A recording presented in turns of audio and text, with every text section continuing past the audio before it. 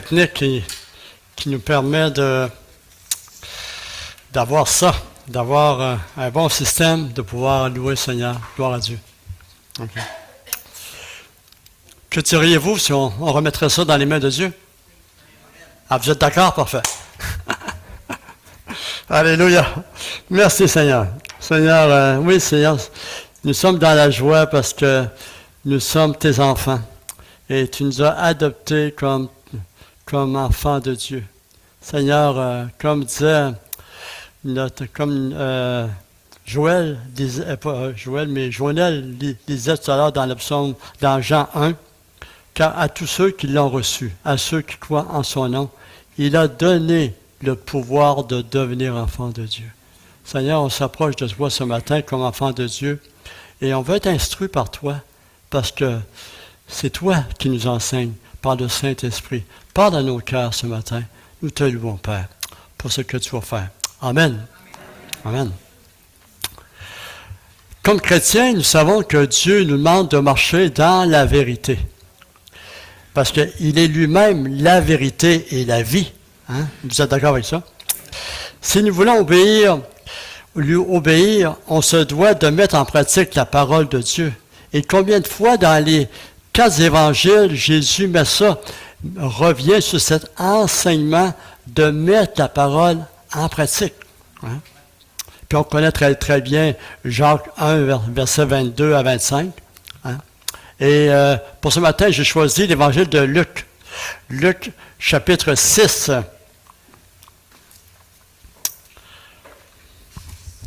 Et avant de lire le passage, c'est à partir du verset 45. Luc 6, verset 45. Je vais faire juste un petit contexte de ce passage. Juste avant, dans Luc 6, au verset 12, Jésus monte sur la montagne pour prier. Et le lendemain matin, il choisit ses 12 disciples. Puis là, par la suite, il y a une foule qui va vers lui, qui est enseignée. Puis là, à partir du verset 20, Jésus dit, alors Jésus leva les yeux sur ses disciples. Il visait vraiment les disciples. Il dit, heureux vous qui êtes pauvres, car le royaume de Dieu est à vous. Verset 21, heureux, après ça, heureux. Et verset 22, heureux serez-vous lorsque les hommes vous haïront, ainsi de suite. Et là, il poursuit son enseignement jusqu'au verset même 43. 43, il mentionne que l'arbre qui est en santé va porter du fruit. Puis l'arbre qui n'est pas en santé ne peut pas porter du fruit. Et le texte que j'ai choisi, c'est à partir du verset 45 à 49. Je lis. L'homme bon tire des choses du bon trésor de son cœur, et le méchant tire de mauvaises choses de son mauvais cœur, car c'est de l'abondance du cœur que la bouche parle. Matthieu en parle également dans un autre passage. Et puis là, verset 46, Jésus dit, « Pourquoi m'appelez-vous Seigneur, Seigneur, et ne faites pas ce que vous dites? » En voulant dire, pourquoi vous ne mettez pas ma parole en pratique? Pourquoi que vous ne m'obéissez pas? Et verset 47, « Je vous montrerai qui est semblable tout homme qui vient à moi, entend mes paroles et les met en pratique. Il est semblable à un homme qui, bâtissant une maison, a creusé profondément. Il a posé le fondement sur le roc. Une inondation est venue, et le torrent s'est jeté contre cette maison sans pouvoir l'ébranler, parce qu'elle était bien bâtie. Elle était sur le roc.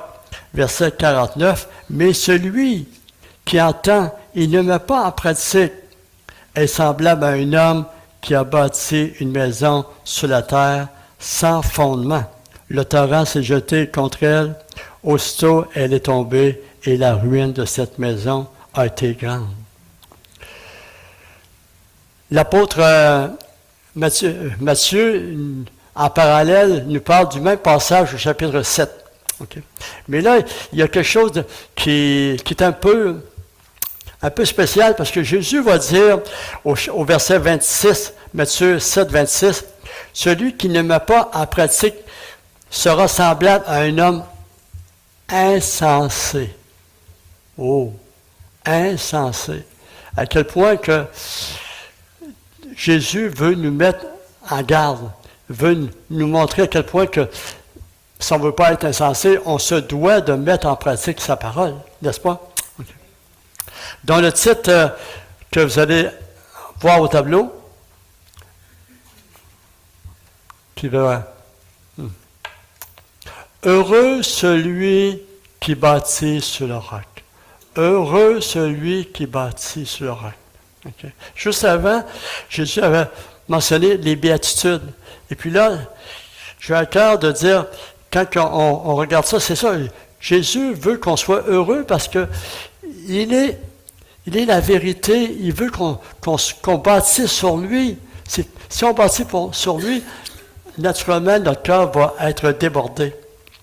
Et c'est le point central. Heureux celui qui bâtit sur le roc. Vous savez, quand notre vie est bâtie sur le roc, on n'est pas seulement heureux, on est débordant de joie, on est béni, okay? On est en relation avec Dieu, Dieu nous parle, et puis on marche par l'Esprit, parce que on est vraiment en contact avec le Seigneur Jésus. C'est tellement important de bâtir sa vie sur le roc. La première exhortation qu'on voit dans le passage, c'est à partir du c'est au verset 45. Veillez sur notre cœur. Et Dieu me dit, veille sur ton cœur, Pierre-Alain. Veille, peu importe les années, je dois veiller et tu dois toi aussi veiller sur ton cœur. Si ma vie spirituelle est so-so, mitigée, c'est mon cœur qui va en souffrir, naturellement. Et il y a de fortes chances que je néglige sa parole. Et la conséquence, je vais être seulement un chrétien faible face aux épreuves de la vie que je vais voir me décourager facilement. Mais si ma vie est bâtie sur le roc, c'est toute la différence. C'est toute la différence. Savez-vous combien de fois Jésus mentionne le mot « cœur » dans l'Évangile de Luc? 18 fois. 18 fois.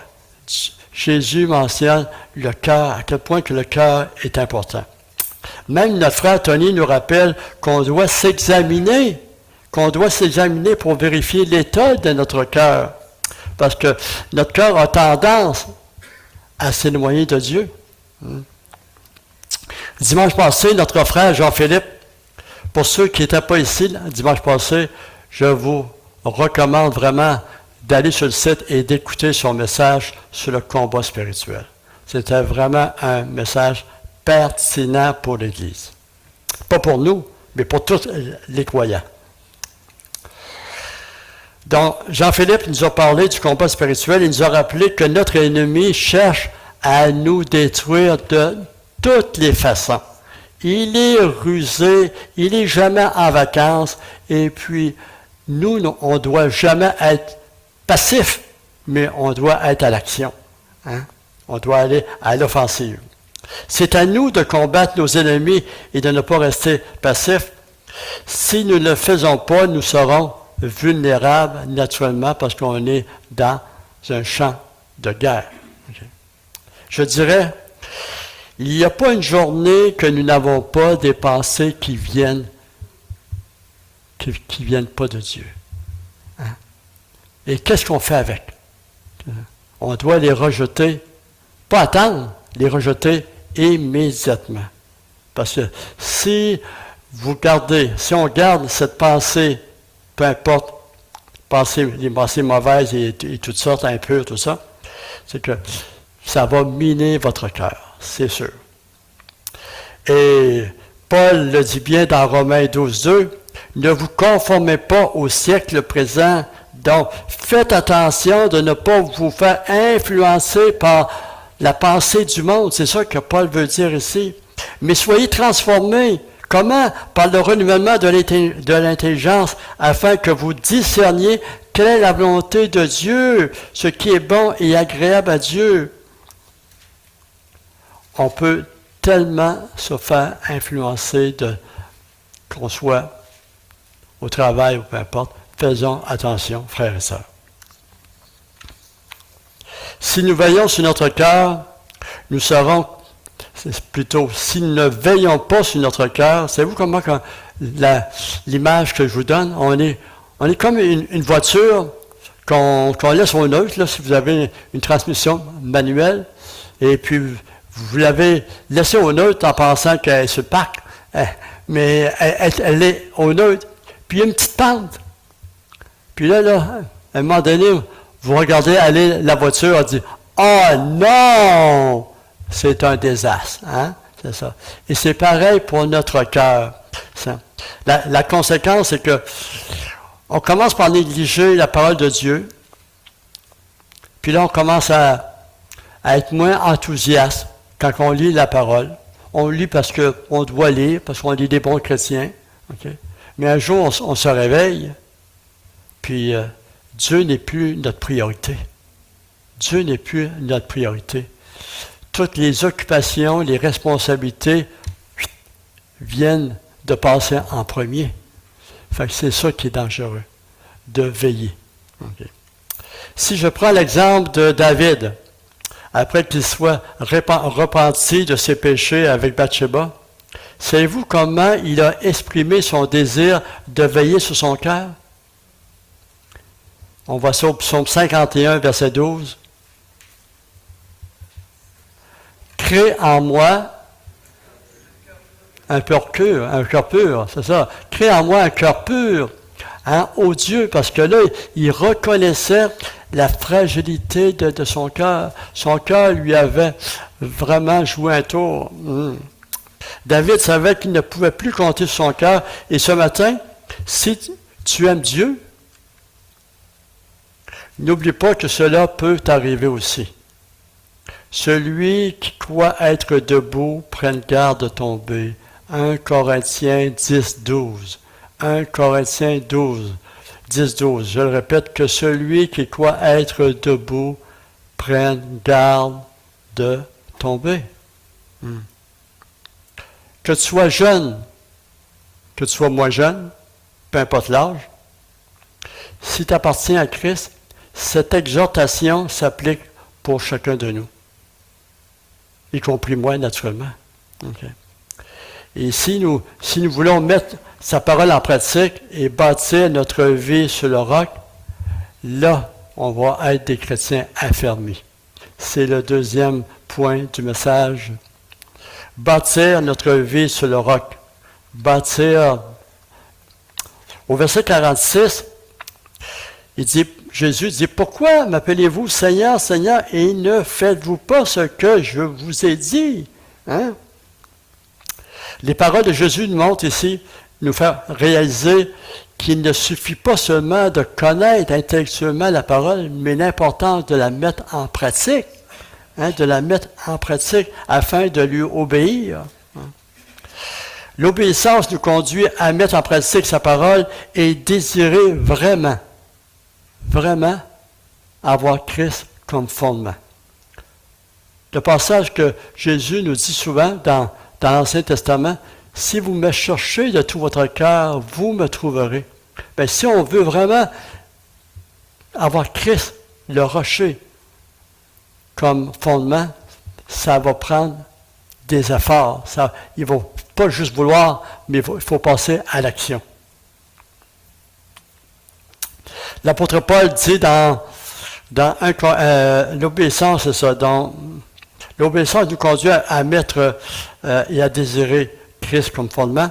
De cette façon, nous résisterons aux tempêtes de la vie et même aux attaques de l'ennemi, parce que il est rusé. Hein? L'apôtre Paul, dans 1 Corinthiens, chapitre 3, versets 10 et 11, dit, Paul avait compris qu'il avait besoin de bâtir sa vie sur le roc. Il dit, selon la grâce de Dieu qui m'a été donnée, C'est Dieu qui lui a donné. J'ai posé le fondement comme un sage architecte, et un autre bâtit dessus, même, mais que chacun prenne garde à la manière dont il bâtit, car personne ne peut bâtir un autre fondement que celui qui a été posé, savoir Jésus-Christ. Fait que, on comprend à quel point que Paul comprenait que l'architecte était Christ. On voit ça dans Hébreux 11, 10, que le passage, c'est Abraham qui croit en Dieu et qui bâtit sa vie, qui reconnaît, Abraham, que le Christ était l'architecte. Okay. Et au verset 48, intéressant, il dit, il est semblable à un homme qui, bâtissant une maison, a creusé profondément. Okay. On voit à l'écran les 4 éléments importants avant de débuter. Avant de construire une maison, ça nous prend un plan. On est-tu d'accord? Okay. Puis ça prend un bon architecte, dont on n'ira pas voir ailleurs. On va, même si ici, il y en a un qui en fait, qui est architecte, on est mieux de se fier sur Jésus-Christ, n'est-ce pas? Okay. Et le deuxième, s'engager à suivre les directives du plan. On a beau avoir un plan, mais si tu ne le sais pas, tu vas être insensé. C'est logique. Et la façon, c'est de mettre en pratique la parole de Dieu. N'est-ce pas? OK. Ah, il y en a juste un qui est d'accord. Okay. Okay. Le troisième, réaliser que cela va demander des efforts. Hein? Le verset nous dit, a creusé profondément. Donc, il y a un effort. Et, quatrièmement, avoir de la persévérance. C'est Dieu qui nous donne, si notre fondement si notre vie est fondée sur Christ, Dieu va nous donner de la persévérance parce que lui, il nous connaît. Il connaît nos faiblesses. Puis il sait à quel point qu'on a besoin de persévérer. Okay. D'accord? Et on voit à l'écran une autre image. Ça s'en vient. Non, l'autre avant. L'autre précédemment. Celle-là, good. OK.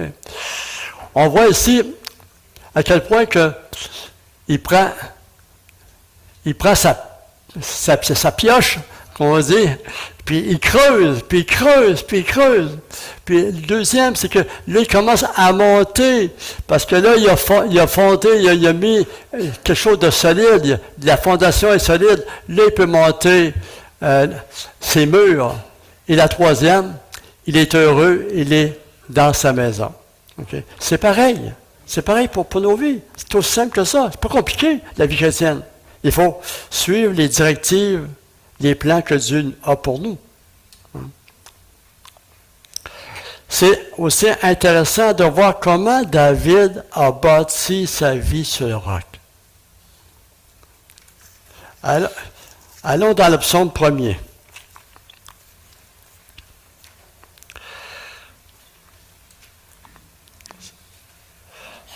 Il faut dire que c'est pas David, c'est pas David, mais c'est une belle illustration.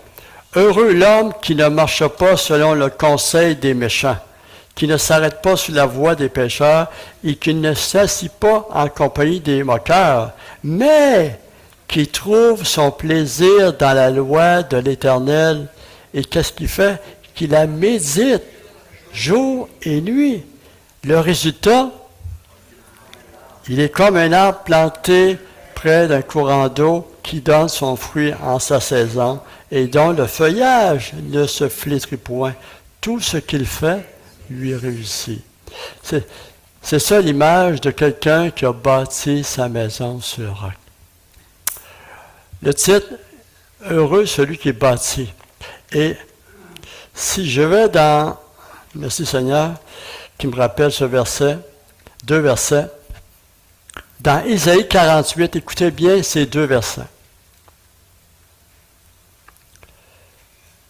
verset 17 dans Isaïe 48. « Ainsi parle l'Éternel, ton Rédempteur, le Saint d'Israël. Moi, l'Éternel, ton Dieu, je t'instruis pour ton bien. Je te conduis dans la voie que tu dois suivre. » On disait au tout début que on sait comme chrétien que Dieu veut qu'on marche dans la vérité. Hein? Et ici, il veut qu'on le suive. Il dit, je te conduis dans la voie que tu dois suivre. Et le verset 18, on voit le cœur de Dieu. Il dit, oh, si tu étais attentif à mes commandements, si tu mettais en pratique ma parole. Et là, le résultat, ton bien-être sera comme un fleuve et ton bonheur comme les flots de la mer. C'est une joie, ça?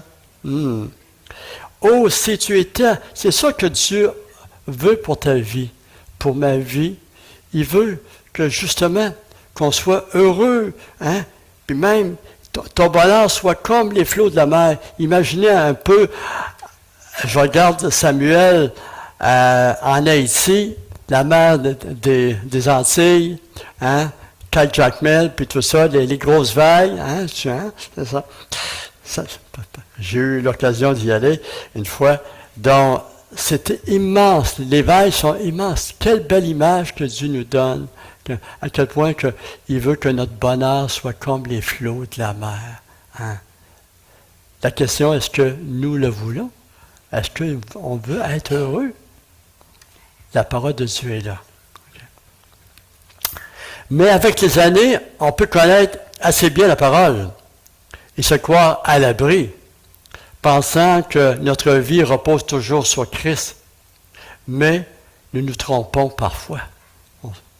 Si nous oublions de revenir à la parole de Dieu, si nous négligeons notre temps avec le Seigneur, on va se tromper encore. Et dans Deutéronome, juste dans Deutéronome, savez-vous combien de fois que Dieu va dire à son peuple, mettez en pratique ma parole, écoutez mes lois, mettez en pratique, si vous obéissez à mes commandements, je vous conduirai dans la terre promise. 37 fois, juste dans Deutéronome, Dieu nous rappelle au peuple. Et Dieu nous rappelle encore aujourd'hui, fais attention à ton cœur, mets ma parole en pratique. 37 fois. Et ce matin, Dieu nous donne la même exhortation parce qu'elle est cruciale pour nos vies spirituelles, pour ma marche avec Dieu. On ne le dira jamais assez, c'est la parole qui nous parle, qui nous enseigne, qui nous avertit du danger et qui fortifie notre foi. Pas plus que ça. C'est aussi simple que ça. Vous savez ce qui arrive lorsqu'il y a une fissure dans votre fondation de maison? Hein? On ne la voit pas tout de suite, la fissure. Mais à un moment donné, on se réveille un matin, puis il dit « Oh, chérie, il y a de l'eau au sous-sol! » C'est pareil pour la vie chrétienne.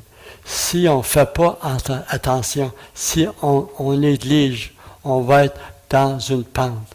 Et puis, un matin, c'est la catastrophe. Dieu, on voit que, où es-tu? Ici, je me permets de m'adresser au mari. Pourquoi? Parce que nous avons une double responsabilité. Parce qu'on doit veiller sur notre cœur, qu'on soit jeune ou moins jeune. Mais comme mari, on a une plus grande responsabilité parce que Dieu nous a confié d'être des leaders spirituels. Des leaders spirituels pour notre épouse, pour nos enfants. Et un leader spirituel est un homme de la parole. Il faut être un homme de la parole. Plus nous allons aimer la parole de Dieu, plus nous serons des vrais leaders qui vont prendre position, qui vont veiller, qui vont prier, qui vont demander la protection du Seigneur sur nos épouses, sur nos enfants, même sur l'Église qu'on aime.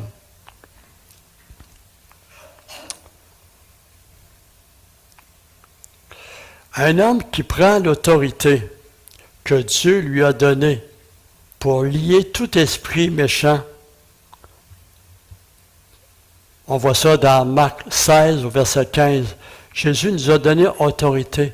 C'est à nous le matin à prendre position. Jean-Philippe parlait la semaine passée du combat spirituel, mais nous sommes tellement dans un combat que le matin, vous devez dire, Seigneur, tu m'as donné l'autorité.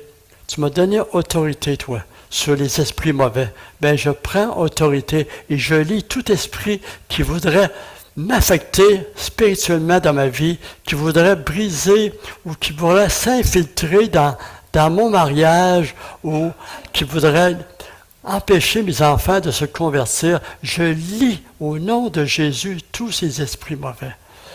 Vous devez prendre position. Vous devez être à l'offensive, pas rester assis. Non, vous devez combattre. En conclusion, nous savons que cet enseignement est pertinent pour chacun de nous. Dieu nous fait comprendre ce matin encore une fois l'importance de veiller sur notre cœur. L'importance si nous voulons vraiment avoir Jésus comme fondement, bâtir notre vie sur le roc. Si tous les chrétiens de notre Église, si tous les chrétiens de notre assemblée bâtissaient leur vie sur le roc, okay, je suis convaincu que Dieu nous donnerait une Église en santé et nous serions des vrais témoins de Jésus-Christ. La question que Dieu nous pose ce matin, le voulons-nous? Si on veut vraiment avoir une Église en santé, ça commence par nous-mêmes. Il faut justement obéir au Seigneur, qu'est-ce qui est indiqué dans Luc 6, versets 45 à 49. Le voulons-nous vraiment? Pensez à cette question.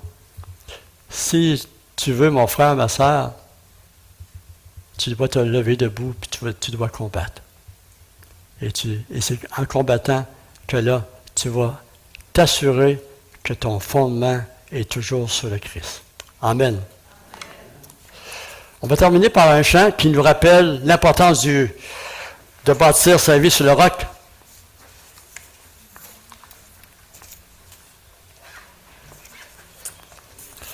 Je vais laisser Tony parce que Tony chante mieux que moi.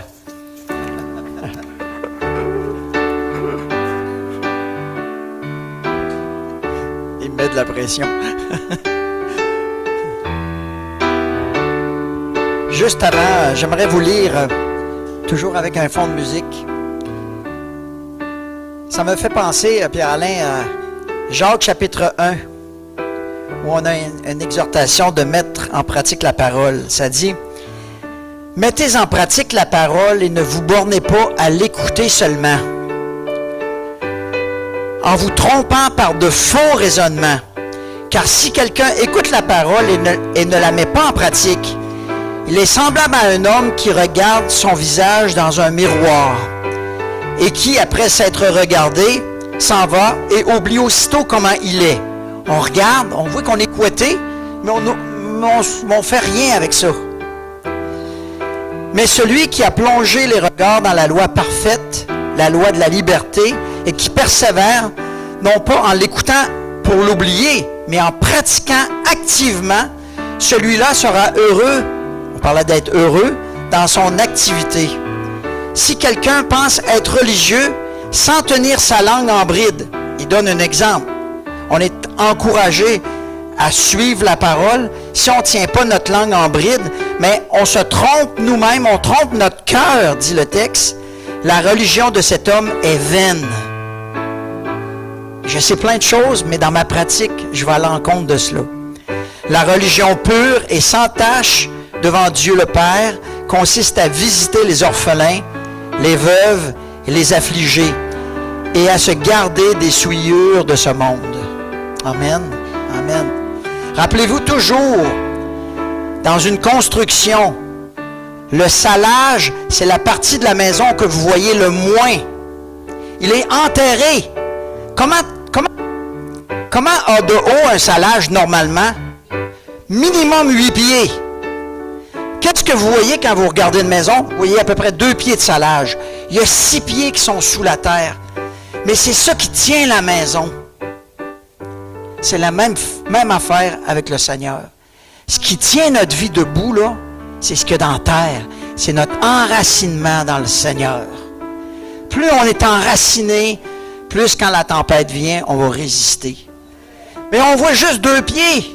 Mais c'est important de prendre soin de ce qui est invisible. Puis quand vous rendez témoignage, là, les gens voient ce qui est visible, la maison extérieure. Mais vous parlez du salage souvent dans votre témoignage. Vous dites, si je tiens là, dans cette épreuve-là, c'est à cause de Jésus-Christ qui est mon fondement, qui est mon roc. Gloire à Dieu pour les illustrations qu'il nous donne.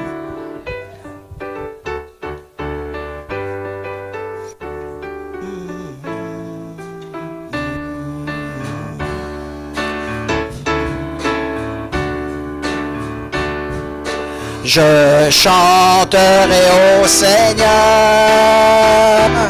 car il est digne de louange. Je chanterai au Seigneur, car il est digne de louange. Hosanna, béni soit le roc, béni soit le rocher de mon salut. Hosanna, béni soit le roc, béni soit le rocher de mon salut. Je chanterai au Seigneur, car il est digne de louange. Je chanterai au Seigneur, car il est digne de louange. Hosanna, béni soit le roc, béni soit le rocher de mon salut. Hosanna, béni soit le roc, béni soit le rocher de mon salut. Hosanna,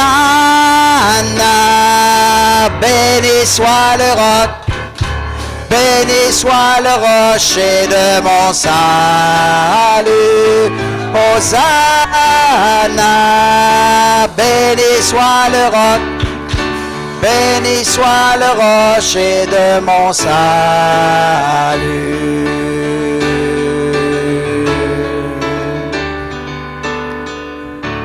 Seigneur, merci d'être le roc